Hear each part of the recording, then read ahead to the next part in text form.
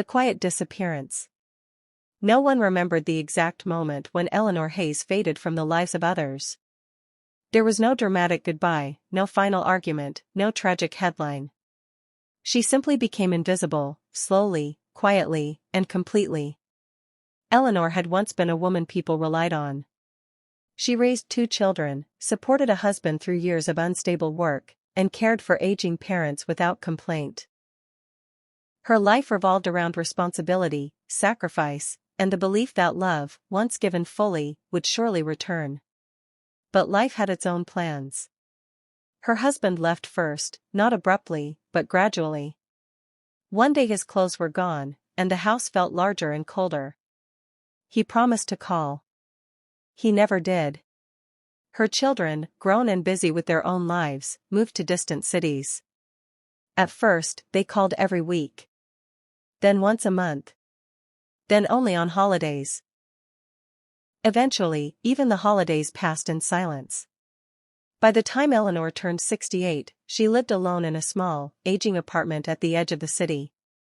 The neighbors barely knew her name.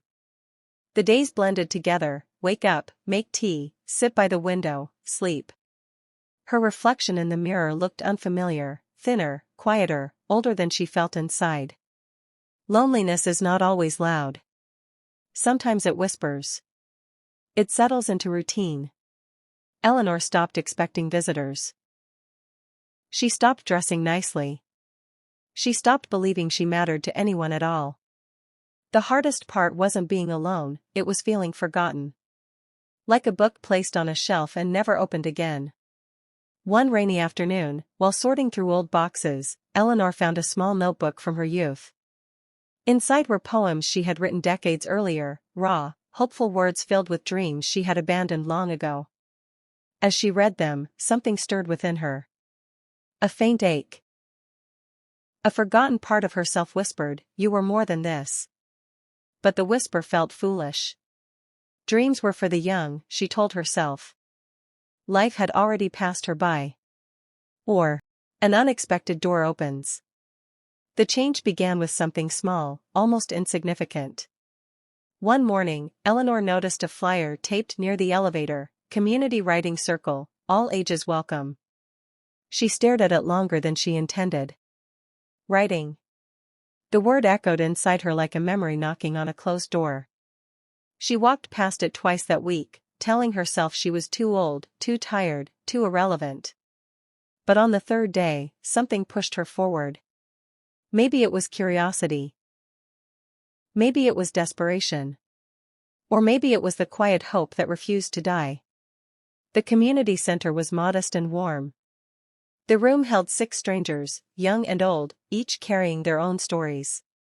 Eleanor sat near the back, hands trembling, unsure if she belonged. When it was her turn to read, her voice shook as she shared a short poem from her old notebook. The room fell silent. Then someone smiled. Someone clapped. Someone said, "That was beautiful." No one had called her words beautiful in years. Eleanor returned the next week. And the week after that. Writing gave shape to her pain, meaning to her memories. Slowly, she began writing not just about loss, but about resilience, survival, and quiet strength. Her confidence grew. She started dressing better. She walked with purpose. She laughed, softly at first, then freely. People at the center began asking for her advice. They listened when she spoke. She felt seen again. One evening, a young woman approached her after class. "Your story helped me," she said. "I thought it was too late for me. But now, maybe it's not."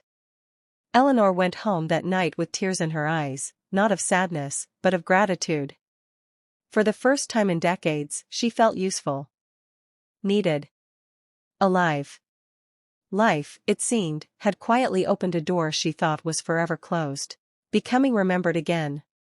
Word spread beyond the small writing circle. Eleanor's pieces were shared online by the community center. Her words, honest, gentle, and deeply human, resonated with people she had never met. Messages arrived from strangers thanking her for giving voice to their own hidden pain. Then something unexpected happened. Her daughter reached out. "I read your story," the message said. "I didn't know you felt this way. I'm sorry I disappeared." They spoke for hours that night. Then again the next week. Slowly, carefully, bridges were rebuilt. Eleanor didn't blame. She had learned that life pulls people apart, but it can also bring them back together. At 70, Eleanor published a small collection of essays titled Still Here. It didn't make her famous. It made her fulfilled. At the book launch, she stood in front of a room full of people, young, old, strangers, and family, who came to hear her speak. As she looked out at the audience, Eleanor realized something powerful: being forgotten had never meant she was worthless. It had only meant her story was waiting for the right moment to be heard. Life doesn't always offer second chances early. Sometimes, it waits until we are brave enough to accept them. Eleanor Hayes was no longer invisible. She was remembered, not because the world changed, but because she finally chose to step back into it.